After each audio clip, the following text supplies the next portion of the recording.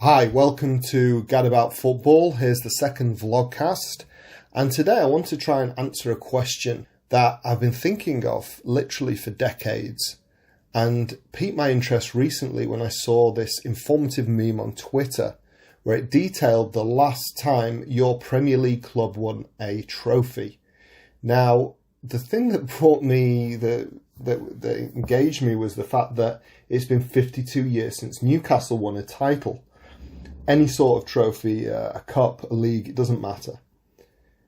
Now, when I was growing up in the 80s and especially the 90s, before the Keegan era even, Newcastle were always considered a big club. And so being a Stato wannabe in those days, but a cool version, I went to have a look what trophies or which trophies Newcastle had won and when, and I had to go back pretty far to get something. In fact, they've not won anything since the late 60s, I think the Fairs Cup in 68. And I was thinking, it's been 52 years since they've won a trophy. Doesn't that relegate them from being a big club? I know they've got a huge fan base, huge local fan base, a very big stadium. They've had some great players, maybe not in the last 10, 15 years, but certainly in the 90s with Shearer, Spreer, Ginola, Albert, Rob Lee. That team in 96 was probably the best side never to win the Premier League. However, it still begs the question, what makes a big club? Is a trophy integral to that? And then it made me think about other clubs that I consider big. Villa and Leeds are the first to come into mind. You can tell probably that I'm northern. So Villa and Leeds are fairly local clubs to me. And again, are these still big clubs? Villa haven't won a trophy, I think, since the 90s, maybe. They were huge in the 19th century. And even into the first couple of decades of the 20th century. But the last time they won the FA Cup was 57. They have won the European Cup, i.e. the Champions League, in 82, but the last time they won the league was 81, and it's maybe because it's the second city side, that's why they get the credit of being a big club, and their stadium was always used in the old days as a venue for FA Cup semi-finals. And then I was thinking of Leeds as well. Leeds a big club. I asked my friend this, he's not a Leeds fan, he's a Man United fan, and he told me that how can they be a big club if they've not been in the top flight for 16 years? When was the last time they won a trophy? 92. When they won the league, I think they got to a cup final after that. I think maybe beaten by Villa, actually. And then there's nothing, and even though it's well supported and the fans are passionate, are they a big club anymore? Growing up in the 80s, they were mostly out of the top flight. And then what do you make of City and Chelsea? Are they big clubs? They're very similar in history. They didn't do a great deal before the late 60s, early 70s. They had a purple patch in that period. And then they were, in the 80s, yo-yo clubs. 70s, 80s, depending on which club you're talking about. There were yo-yo clubs up to about 97 when Chelsea started winning trophies. They were a second division club up to the 1990s. That's when they entered the top flight. And now, because of heavy outside investment, not because of organic growth or because they produce great youth sides or brilliant setups, they're big clubs because they've had some great recent success. But what about history? What about that? They have some history, got some good players, but it's not a sort of history you can compare to the likes of Liverpool, United, Arsenal and Tottenham, which then, is Tottenham a big club anymore? They've not won the league since 61, only one of two. They've not won the FA Cup since 91. They've had a couple of League Cup wins. Maybe they'll get another one in a month or so against City. But are they still a big club? They've got huge support. So again, what makes a big club? So I thought I'd try and find out. So I used my Twitter account to find out what Newcastle fans thought. And they didn't take too well that maybe their club, their passion, their life is not a big club. I put it to them, they don't have any silverware in over 50 years. That was my opening gambit. They had poor attendances just pre-Keegan, after he left Fulham in the early 90s. Newcastle's fan base wasn't even what it was. They haven't had any recent successful or big signings. We can't include the 90s as recent. But in the last 10 years, 15 years, they may have had the odd good player, but nothing like you'd expect from the current top 4, top 5, even top 6 sides. And isn't winning trophies a crucial factor? They stated that we have massive support, we have a huge stadium, but have you got huge support because you're a one city club?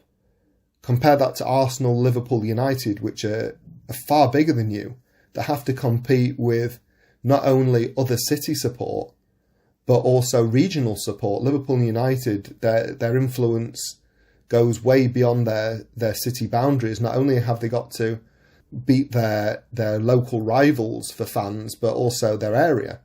And Arsenal, they have the whole of London to try and compete with. Is Everton now a big club? I was thinking Liverpool and Everton. Everton were a big club growing up. They won titles, league titles. Are they a big club anymore? So in order to get to the bottom of this, I did some research, and it didn't take me long to come to an article by World Soccer, who covered an experiment that Gadabout Football conducted with over 3,500 respondents. So what they did, they came up with a criteria of 10 factors that can make up a big club. So as you can see from the table, it was silverware, so the ones who are most successful. Their match-going support, so are they filling the stadium? European exploits, have they had good European success? And the fourth one, worldwide support, are they known throughout the world?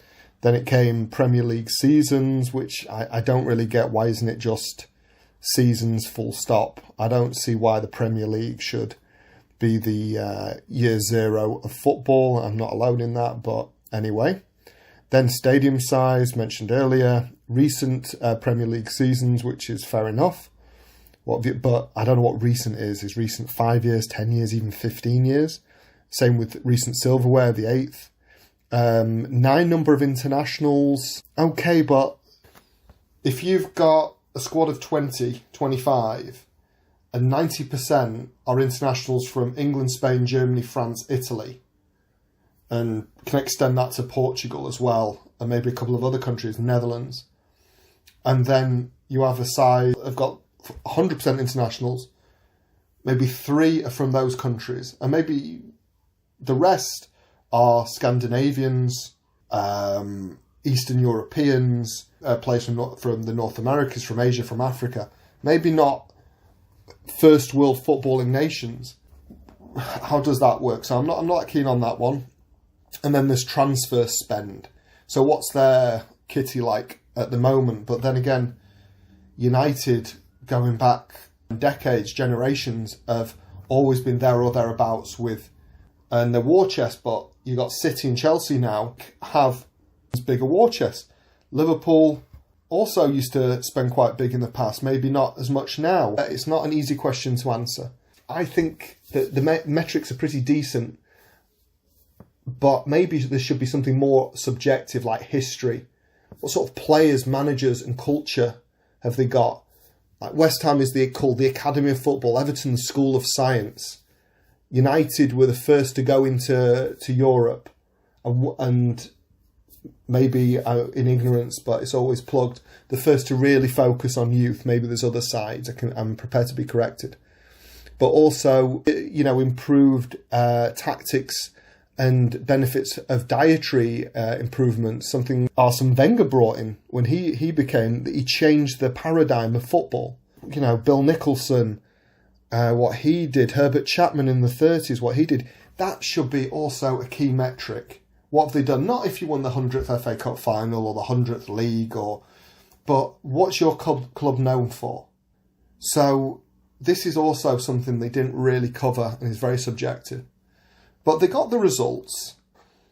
As you can see from this next picture, it ranked all the top 20. So It had United and Liverpool top.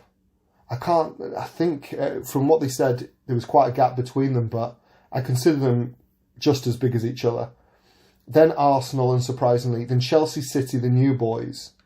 Chelsea were nothing 23 years ago. Let's emphasise that. And City were nothing 13, 14 years ago. And we'll say nothing. They had some brief periods in their history that they did well, and that was it. Then you had Spurs, who've always been there or thereabouts, but not been successful recently, the same as Everton. Then you got West Ham that haven't really been successful at all. Not since the 1980 have they won an FA Cup. Got a handful of FA Cups. I don't think they've ever won the league.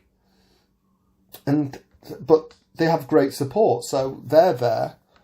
Villa, I'd say, is a bigger club than West Ham. Leicester, because of recent success, has managed to pop into the top 10, I'm guessing. So Leicester are a club that, you know, if it weren't for their league title, they'd never won the FA Cup or league in 132 years before they took that. Then you go to Newcastle, who, answering the question, I would say Newcastle are bigger than Leicester. They may have not won a title for about 52 years, Newcastle, but they're a bigger club, bigger supported. Leicester are far more parochial. And then you got Southampton, who again, I think may only have one trophy in 76. I think they got a League Cup a couple of League Cup finals, FA Cup final against Arsenal as well. But maybe they've got a big support, but I don't get it. I think Sunderland are a bigger club than Southampton. I think Wolves are a bigger club than Southampton and Sunderland. So it's so subjective, this stuff. And the questions they ask aren't perfect, but then you can see the rest. I mean, Forest have won 2 European Cups. Why are they below Palace? I know they've been languishing in the lower leagues, but Palace have hardly been ever present in the Premier League. Or when I was growing up in the 80s, didn't know who Palace were. Up to 1990 when they appeared in the cup final, they got promoted late 80s. So it's really strange. And then Watford, who I've always considered a family club, again, never won a trophy. Brighton likewise. How are they bigger than West Brom and Sheffield Wednesday or Huddersfield? So it's, again, we're going round and round in circles a little bit. So I did a little bit more research. I saw a really good article on 888's sports blog. And again, I'll put the link to that and to the World Soccer article below. And it brought up some great points as well. Namely, what I was saying about Leeds, what my friend said to me, Leeds, they haven't been in the top flight for 16 years. So where do they come? Do trophies won 100 years ago mean the same as trophies won today? Isn't it harder to win trophies?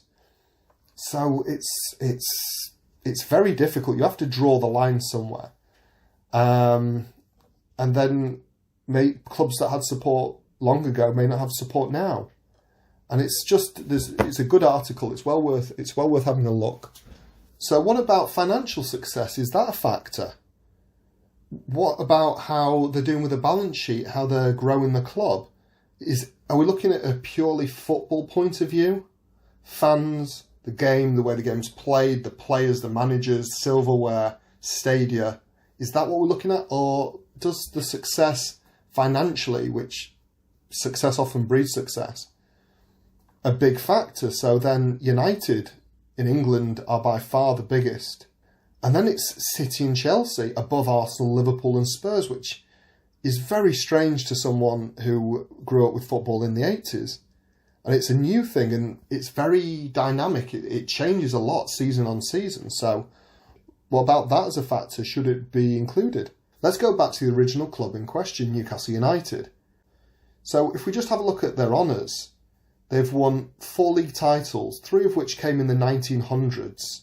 And the last one in 1926-27. They're one of the most successful FA Cup teams, 6 FA Cup titles, but 3 came in the 1950s. If you'd gone back in time in 1960 and said, Newcastle, are they a big club? There'd have been a resounding yes. For sure, they hadn't won the title in 25, 30 years, but they are winning trophies, and even though they won 3 in the 50s, they appeared in others. 56, I remember they lost to Manchester City. They won in Europe as well, so 69 they won. So total silverware, I think they're the 9th most successful club in the country. And then you got match going support is pretty much second to none. Nowadays, even in the terrible times, I'm not talking COVID, I'm talking the mismanagement of Mike Ashley and his regime. They're still going, trying to support the boys. European pedigree they have, in City Fairs Cup, as I said. Worldwide support, I don't know the worldwide figures, but I'm guessing the love for Newcastle goes beyond these shores. That they've also got a lot of affection in North America and the English-speaking world, and probably picked up a load of fans in the Keegan era. Stadium size, one of the biggest stadiums. Recent Premier League seasons, they fall down. Completely fall down. They've not had a good season since the 90s, as far as I can remember. I'm prepared to be corrected, but nothing stands out. Recent silverware, again, you're looking 68, so they fall down on that. Number of internationals, I'm sure they've got a decent amount of internationals. Are they high calibre internationals from high calibre countries? Are they internationals that still play? And their transfer spend, they can't compete with the likes of United, Chelsea, City, Liverpool, Arsenal. They just can't. So almost half of these criterion are just wasted. Even total Premier League seasons, which I think I missed out, they don't do particularly well. They've had several seasons in the lower tier. So again, it's not great, but I would even, as I said, I'd fudge that to total seasons. If you made it about total seasons, there's a few nuances, but you would get a more even balance, because United and Liverpool had big swathes of time out of the top flight before Busby and Shankly eras for United and Liverpool respectively, pre-war. So it sort of evens it up. So overall, I don't think I've answered my question, and maybe I need to do a follow-up video in order to answer my question. Maybe I need to do a tier maker video and actually put some maths and science into each category and grade each side accordingly. And that will give me an overall elite club, big club, solid club, parochial club, etc., local club. But the 10 factors tweaked, plus a couple of others I mentioned, is a good way to balance it. So, just out of my feelings, nothing scientific, this is my top 20 clubs in order of size as I see it, in my feelings. So I don't want to go through them all, but obviously United, Liverpool at the top, then Arsenal. I've actually gone pretty much the same as they did in Betway. Chelsea, City following, then Spurs, and then this is where it gets a little bit different. Everton, Villa, Leeds, Newcastle, Forest, and then the rest. I only put Leicester ahead of Wolves and Sunderland because of success. And then it got harder as I went on. I wouldn't even include these next ones as particularly big clubs anymore, but I wanted to do a top 20. So, are Newcastle a big club? Well, I have them in my top 10 anyway. I think the big club status probably ends somewhere between 6th and 8th on my list. But if you want to expand it, I think Newcastle has to be, the top 10 has to be the limit. I don't think you can have more than 10 big clubs at any one time. But I would love you to comment below, tell me why I'm right or why I'm wrong, more likely. And like, share and subscribe. I'd appreciate the support.